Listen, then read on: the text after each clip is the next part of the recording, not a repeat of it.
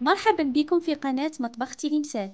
اليوم من مطبخي جبت لكم وصفة لاصوص تاع المحاجب الحارة والبنينة وفي نفس الوقت سهلة. اذا خليكم معايا باش تشوفوا المقادير وطريقة التحضير. ولتحضير لاصوص تاع المحاجب الحارين نحتاجو فيها الى 2 حبات من البصل يكونوا كبار. انا هنا قصصتهم رقيق، بصح كاين اللي يحب يقصهم اونلامان يعني الى جوانح، لكم الاختيار. بصح ماذا بينا ما نعملوهش غابي خاطر يطلق لنا الماء.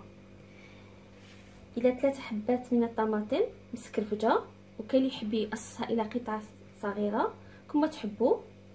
الى 2 حبات من الفلفل الحار، عندي هنا حبه واحده خضراء وحبه فلفل حمراء، حتى هما قصصتهم الى قطع صغيره.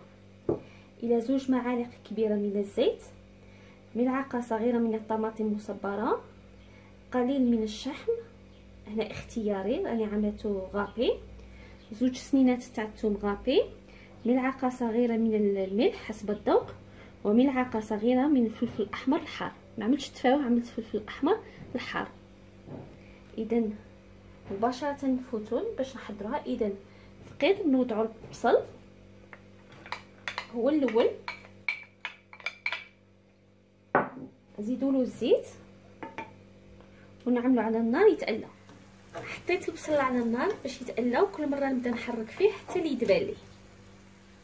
كي البصل تقلى لي شويه راني زدت له هذاك الفلفل الحار اللي كان حتى هو عندي مقصص الى قطع صغيره، ونزيد نخلي هذا البصل والفلفل يزيدوا يتقلاو مليح.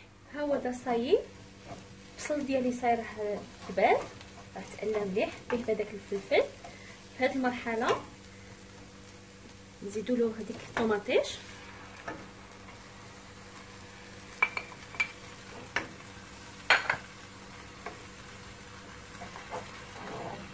نخلطوها مليح معاه، ونزيد له التوابل اللي هي الملح والفلفل الاحمر الحار،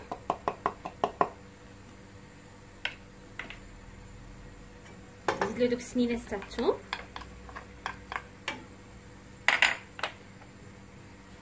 وزيد له هذيك الطوماطيش كونسونطري وديك شويه تاع الشحم. اذا نخلط كلشي مليح، نعاود نزيد نخلي هاد الطوماطيش شويه تبدا تطلق لنا الماء ديالها. الطوماطيش صايرها طلقت لنا الماء، هيا شوفوا. اذا نزيد لها كميه قليله من الماء ريح شويه،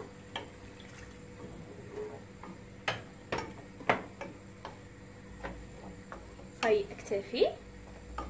اذا مباشره نغطي عليها ونخليها حتى البصل ديالنا يزيد يطيب مليح وهذيك الطوماطيش وتصبح جاهزه معي.